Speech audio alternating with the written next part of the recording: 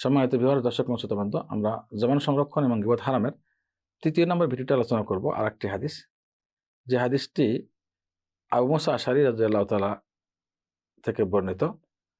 তিনি বলেন, আমি আল্লাহ রাসূলকে বললাম, জিজ্ঞাসা করলাম, হে আল্লাহর রাসূল, আইয়ুল মুসলিমিন আফদল, সবচেয়ে উত্তম মুসলিম কে, সর্বোত্তম মুসলিম কে?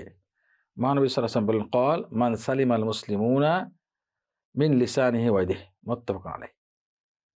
সর্বোত্তম মুসলিম হলো ওই ব্যক্তি যার জবান থেকে, জিহ্বা থেকে এবং হাত থেকে অপর মুসলিম নিরাপদে থাকে। সহিহ বুখারী এবং সহিহ মুসলিমের হাদিস। কথাটা বলা খুবই সহজ, কিন্তু করা কঠিন। এটি easy to say, difficult to do. বলা সহজ, করা অনেক কঠিন। সেটা কি? অপর মুসলিম ভাই আমার জিহ্বা থেকে, আমার কথাবার্তা থেকে এবং আমার হাত থেকে নিরাপদে থাকবে। অপর মুসলিম ভাই, এই মুসলিম ভাই অপর যে কোনো মুসলিম না, সেটা ঘরের সদস্য হতে পারে, ছেলে সন্তান হতে পারে, স্ত্রী হতে পারে, অথবা স্বামী হতে পারে অন্য স্ত্রীর জন্য, বা ভাই হতে পারে, পিতামাতা হতে পারে, যে কেউ, এবং অন্যান্য মুসলিম ভাইয়েরা। মানে আমি ছাড়া অন্য যে কোনো মুসলিম, সেটা আমার আত্মীয় হোক বা আত্মীয় না হোক, আমার জবান থেকে কষ্ট পায় এমন কথা বলা যাবে না, আর আমার হাত দ্বারা তাদেরকে কষ্ট দেওয়া যাবে না, সরাসরি কোনো কষ্ট তাদের ক্ষেত্রে দেওয়াই যাবে না।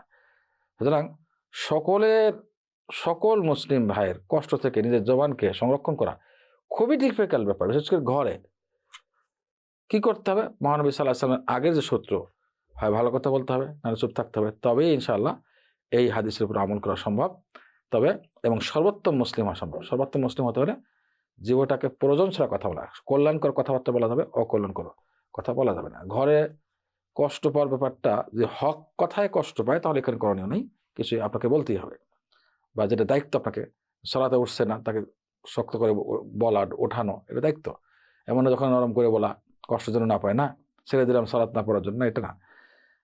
অন্যায় হচ্ছে, গুনার কাজ হচ্ছে, অথবা শরীয়ত বিরোধী কাজ হচ্ছে, জিনিস নষ্ট হচ্ছে, অপচয় হচ্ছে, এসব ক্ষেত্রে মানে বলে বুঝিয়ে এটাকে বিরত রাখতে হবে।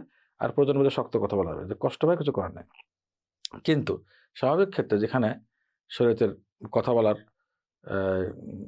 এখতিয়ার আছে, শক্ত করে বলা বা আস্তে বলার, এমন ক্ষেত্রে, বা যেখানে আস্তে করে বললে হবে, নরম করে বললে, সেখানে শক্ত বলার কোনো প্রয়োজন নেই। ইনশাআল্লাহ এমনভাবে চলতে হবে যে আমি হয়তো কল্যাণকর কথা বলবো, নাহলে চুপ থাকবো, দুটো রাখতে। তাহলে এই সূত্র অনুসারে আমল করলে কোনো মুসলিম আমাদের দ্বারা কষ্ট হবে না ইনশাআল্লাহ। আর যদি কোনো মুসলিম ব্যক্তি আমাদের জবান দ্বারা এবং হাত দ্বারা কষ্ট না পায়, তাহলে তবেই ইনশাআল্লাহ সর্বোত্তম মুসলিম হওয়া আমাদের সম্ভব।